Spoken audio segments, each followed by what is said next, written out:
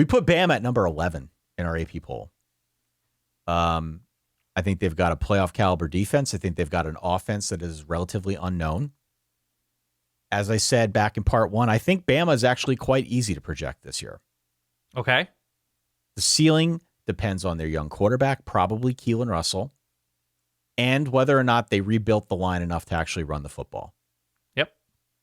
That's the whole shebang for me. And they hired a new offensive line coach to help with Adrian that. Clem, Yeah. right? So this is part of a broader conversation about what Alabama did now. Kalen DeBoer recognized fairly early on last season and certainly this offseason that they needed to get better along the line, that they needed to build something of a rushing attack, if only to try and support their young quarterback, whoever it ends up being. Right.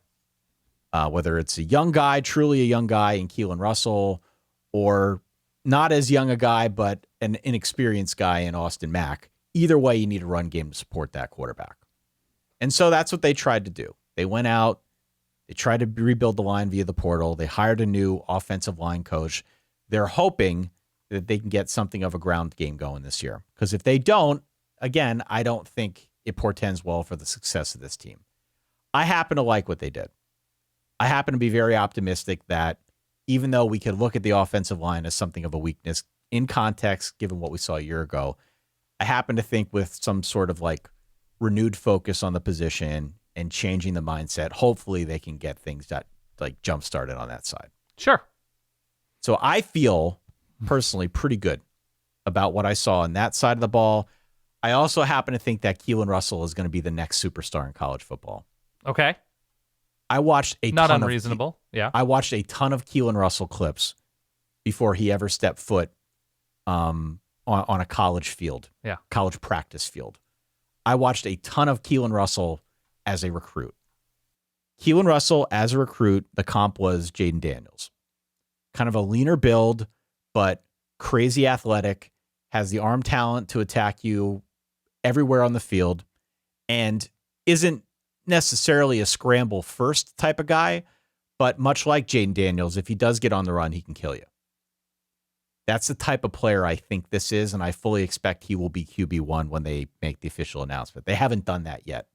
So maybe there'll be something out of left field. Everyone seems to think it'll be Keelon Russell. I think he is a superstar. Mm-hmm. And I think if you can wrap him with a line and perhaps a little bit of a ground assault, it's going to make him all the better for it. That's part of why I'm so high on this Alabama team this year, especially given the fact that both Kalen DeBoer and Ryan Grubb have such a track record in developing quarterbacks. Yep. Has anything I said sounded too far afield for you? No, I think there's the star power upside of Keelon Russell is obvious to anybody who's watched his high school or limited Bama cut-ups. Yeah. I think he should be throwing to, if these receivers are truly hitting their potential, a really good receiving core. They're better than really good. Yeah. Well, it's now Ryan Coleman Williams, but Ryan Williams did not have a good 2025. He did, but Lottie Brooks had a pretty good year. He came on. Lottie Brooks was good. Lazier Brooks, yeah. There is something of a question about wide receiver depth. But there's young guys that, C.D. Morgan, Cedarian Morgan stepping in. Yeah, guys like that's him. sort of my thing. Like we could sit here now in August and say, wow, they don't have depth at wide receiver. It's not the depth that we're used to. I don't know. This is a system that produces wide receivers. I think they'll be really good. Yeah. I mean, they produce wide receivers. Wide receivers before. DeBoer has been very good at doing that. So I'm not as concerned about that. Talent at running back, we can agree. Whether or not the running game is productive and fixed, different conversation. Daniel Hill is a bowling ball with eyes. Yeah. And I am enamored with their freshman EJ Crowell. Yeah. Fair. So yeah, they've got talent. There's something very strange about watching Alabama because we had watched them play so many huge games under Nick Saban, and it's totally unfair, but Nick Saban casts a pretty long shadow with this program where you watch players on this team and you look at who is going to step into specific roles and you think, it's weird that they're not obviously of Alabama quality, even though Alabama is a school just like every other school that changes every year. But you're just like, man, these monsters have been waiting in the wings and were like crazy good at, rotation defensive tackle last year or inside linebacker. Now it's their turn to shine. They don't have those dudes on both sides of the line of scrimmage in the way that they used to. Again, not fair to compare to the Nick Saban era. But when you look at who's stepping in along the defensive line, at least next to Yanze Pierre, who looks like a complete world dominator. He's going to be a problem. Yeah. He's going to be everything. He's going to be so good. But like, they were so good at linebacker last year. Now it's a question. Like, are they going to get pass rushing out of anybody else other than Yanze Pierre in that front? Probably somewhat. It's not obvious, which is weird to say about Alabama in this moment. And so I look at their secondary and I say, yeah, they look to be of Alabama quality. Yeah. Bray Hubbard. Yeah. Yeah. All these guys. Yeah. But that's the worrisome thing to me, that we're having line of scrimmage questions, or at least I have a line of scrimmage question. We saw it come out last year with the rushing attack or lack thereof. The other thing that I actually really like about Alabama is when they're strong, they seem to win games. Right. When they're not so strong, they also seem to win a lot of those games. That, like, Kalen DeBoer is terrific. Like, there's a tennis coach, Brad Gilbert, who I think wrote a book called Winning Ugly. Kalen DeBoer wins.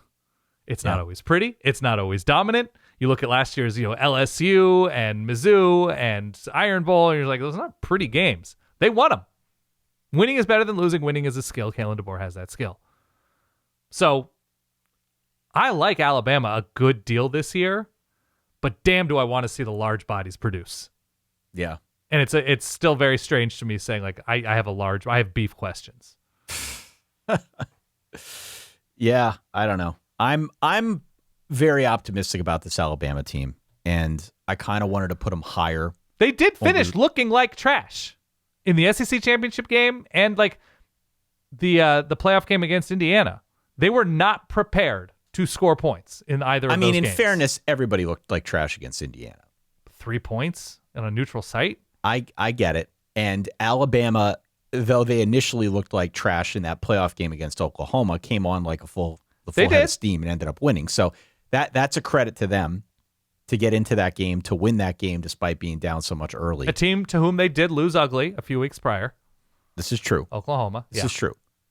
And I think I know Alabama fans would be the first to admit as much, that it's definitely been a transition going from the Saban era to the DeBoer era. It's still a very good team. Mm-hmm. I happen to think this quarterback's going to be sensational. And that'll cover for a lot.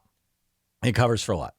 So I think they'll be fine. I think the first month is manageable, but then they play Georgia, then they're at Tennessee. They've got A&M.